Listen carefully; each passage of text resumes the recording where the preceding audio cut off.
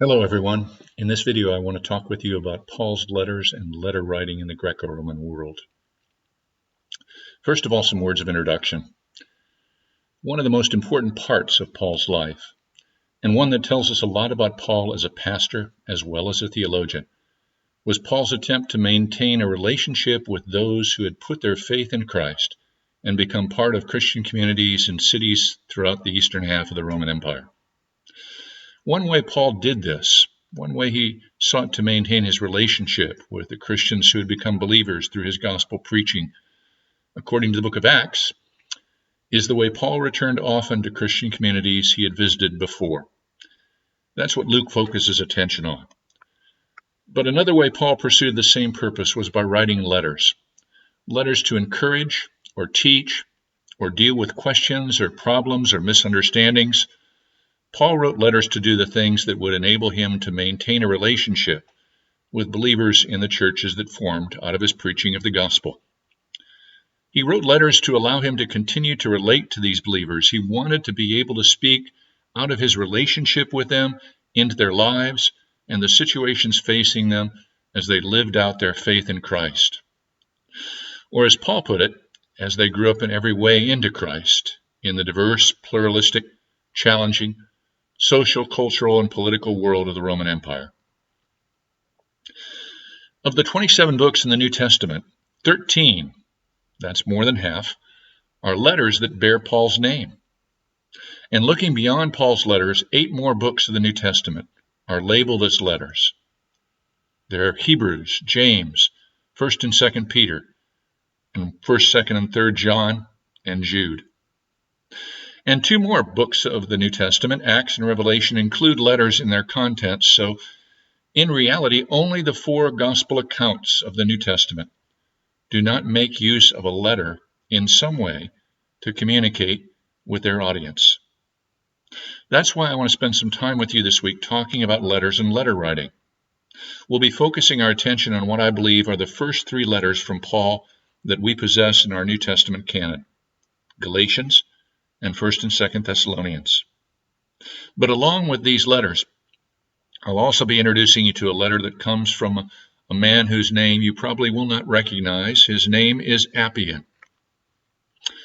To begin with then, here are a few things to know about ancient letters in general before we move on to look at Appian's letters and Paul's letters. The first thing to know is this: letters were ubiquitous in the ancient world. Archaeology has discovered thousands of them, and there were certainly many, many more that have not survived all these years. Why so many letters? Well, one reason is because letters were the only viable way to communicate that didn't involve physical presence and verbal communication in the ancient world. That alone makes a letter from somebody like Paul or Appian different from the letters that we write today. We have so many other ways to communicate in writing with one another, through email or text or Twitter or who knows what. But one thing I believe remains the same. A personal letter from someone is still just that, a very personal means of communication when face-to-face verbal communication is not available. Another thing to know about ancient letters, besides the fact that they were used as a method of personal communication when face-to-face communication wasn't possible, is that ancient letters were structured according to a certain form, a certain kind of form. There are 4 parts to this form. Our letters today, in fact, still reflect these 4 parts in a way. How?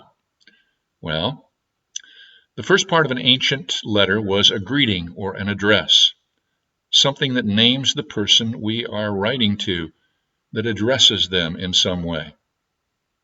Dear Joe or Dear Ms. Smith. The second part of an ancient letter was a transition between the greeting or address and the main part of the letter, the body. A transition, something like what we say when we write a letter and write, I hope you're well, and then explain why we're writing. The third part of an ancient letter was the body of the letter, where we say the things that we really want to say, in our letters today, just as they did in theirs then. And the fourth part of a letter was the closing. We close our letters with a phrase like, "Hope to see you soon," or with a single word like, "Sincerely," and our signature to indicate we're the person sending the letter. A third thing to know about ancient letters is, again, like our letters, the four-part form I just outlined for you can flex or change depending on what kind of letter we want to write. Ancient letters did the same thing. But today, most of us have never had much instruction about how to write different kinds of letters. However, writing different kinds of letters was part of ancient Greco-Roman and Jewish education. Paul's letters reflect that fact, for they could be short and personal, like Philemon, or much longer and more formal and rhetorical, like Romans. A century ago, a German New Testament scholar named Adolf Deismann proposed a distinction between two different kinds of letters: the shorter personal letter and the longer formal epistle. Since then, though, it's been shown this distinction is far too simplistic to be truly helpful. Why? Well, for one thing, because Paul's letters are often a blend of personal and formal. So the consensus view today among New Testament scholars, and the one I share, is that Paul's letters are indeed personal and relational, but they also demonstrate formal and rhetorical characteristics. So they become vehicles not only to maintain a relationship, but in the context of that relationship, they become vehicles to teach and correct. In this way, Paul's letters reflect the fact that there were many different kinds of letters in the ancient world. There were even handbooks that taught people how to write them. 2 of these handbooks have survived. We can still read them. Different kinds of letters are differentiated in the handbooks with names like the friendly letter, the consoling letter, the reproachful letter, the commanding letter. And even hearing those names reminds us of the contents of some of Paul's letters, which fall into the category the handbooks call the mixed letter type. The fourth and last thing to keep in mind in general as we read ancient letters and the letters of the New Testament is this: the majority of the population was illiterate, unable to read or write. Historians usually estimate the number as high as 90%.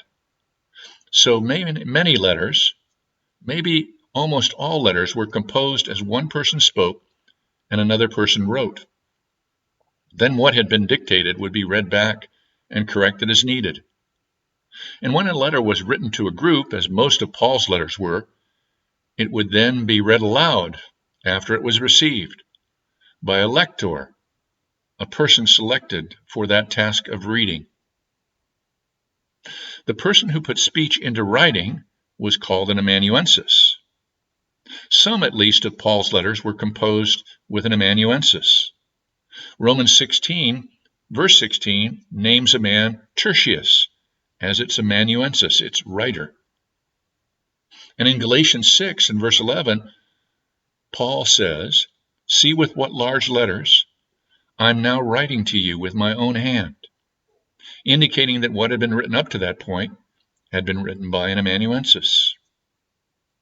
Now that we've talked about 4 big general things to know about ancient letters, we're going to focus in on Appian's letter and on Paul's letters to the Thessalonians and the Galatians in the next part of this video.